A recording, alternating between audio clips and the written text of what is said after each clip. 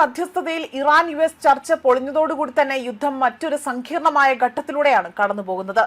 ഇതോടുകൂടി തന്നെ മേഖലയിലെ സംഘർഷം അതീവ ഗുരുതരമായ ഘട്ടത്തിലേക്ക് കടക്കുകയും ഉപരോധ മേഖലയിലേക്ക് എത്തുന്ന ഇറാന്റെ ഏതൊരു അതിവേഗ യുദ്ധ കപ്പലുകളെയും ഉടനടി തന്നെ തകർക്കുമെന്ന പ്രഖ്യാപനമാണ്, അല്ലെങ്കിൽ ഒരു ഭീഷണി എന്ന വിധം ആ ഒരു മുന്നറിയിപ്പാണ് ഇപ്പോൾ കടുത്ത ഭാഷയിൽ ട്രംപ് ഇവിടെ മുഴക്കിയിരിക്കുന്നത്.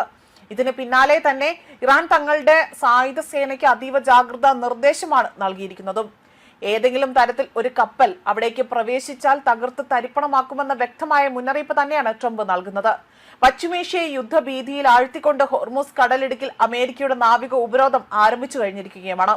ഇതിനിടയിലാണ് ട്രംപ് ഇത്തരത്തിലൊരു ഭീഷണി മുഴക്കി രംഗത്ത് വരുന്നത്. ഇന്ത്യൻ സമയം, അതായത് കഴിഞ്ഞ ദിവസം രാത്രി 7:30 ഇറാനിയൻ തുറമുഖങ്ങളിലേക്കുള്ള കപ്പൽ ഗതാഗതം പൂർണ്ണമായും തടഞ്ഞുകൊണ്ട് US നാവികസേന അവിടെ നിലയുറപ്പിച്ചത്. മാത്രമല്ല, കഴിഞ്ഞ വാരാന്ത്യത്തിൽ പാകിസ്ഥാൻ മുൻകൈയെടുത്ത് നടത്തിയ സമാധാന ചർച്ചകൾ അത് ദയനീയമായി തന്നെ പരാജയപ്പെട്ടതിന് പിന്നാലെയാണ് അമേരിക്ക ഉപരോധം ഘടിപ്പിച്ചിരിക്കുന്നത്. അതോടൊപ്പം തന്നെ ചർച്ചകൾക്ക് വേദി ഒരുക്കിയെങ്കിൽ പോലും ഇരു രാജ്യങ്ങളെയും ഒത്തുതീർപ്പിലാക്കുന്നതിൽ അതിൽ പാകിസ്ഥാൻ പൂർണ്ണമായും പരാജയപ്പെടുകയാണ് ചെയ്തതും.